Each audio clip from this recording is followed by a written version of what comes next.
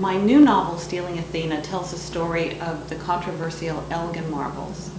Those are the precious statues designed by the genius Phidias that were taken from the Parthenon by the British at the height of the Napoleonic Wars and removed to England, where they were subsequently placed in the British Museum. My last novel, Leonardo's Swans, was about the link between art and power, and moreover about the crucial role that powerful women played in the world events of their time and in the creation of some of the world's most priceless and precious works of art. Stealing Athena continues in that vein. Stealing Athena is told in parallel stories from the points of view of two of history's most fascinating women, Mary Elgin, the wife to the British ambassador to Constantinople during the Napoleonic Wars, and Aspasia, who was a courtesan and mistress to Pericles. The two time periods are some of the most exciting periods in history. Mary Elgin found herself negotiating with no less than the Sultan of the Ottoman Empire, with King George III, with Admiral Lord Nelson, and ultimately with Napoleon himself. Aspasia lived in an age, in a community where she was able to interact with playwrights such as Sophocles and Euripides and Aristophanes. She was interacting with Athens' most interesting power brokers.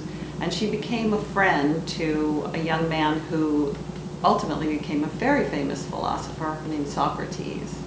From Aspasia's point of view, we watch her witness the construction of the Parthenon. She is literally watching the Parthenon go up. And Mary Elgin, 2,000 years later, is literally watching the Parthenon be deconstructed.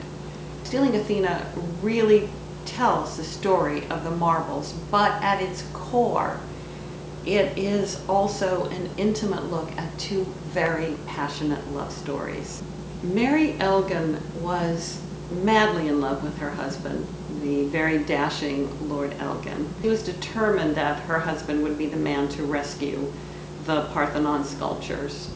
Napoleon had his eye on them as well, and Lord Elgin wanted to spirit them away to England before Napoleon could lay his hands on them.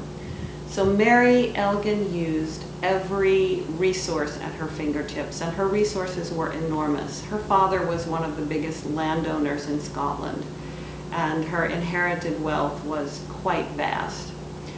She was also incredibly charming and beautiful, and knew how to seduce a man. Of course, women of power and influence have always existed, but history has not always recorded or remembered their accomplishments.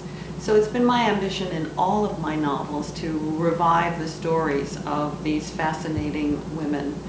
I have a young daughter, and I was very disturbed by the fact that when she was a little girl, she couldn't really name any powerful women in history except for Cleopatra and Queen Victoria. So I decided to make it one of my goals as a writer to resurrect these stories so that women would know their own history. I realized that, unlike my last novel, Leonardo's Swans, which was about Italian history, Stealing Athena is not about events in Italy per se.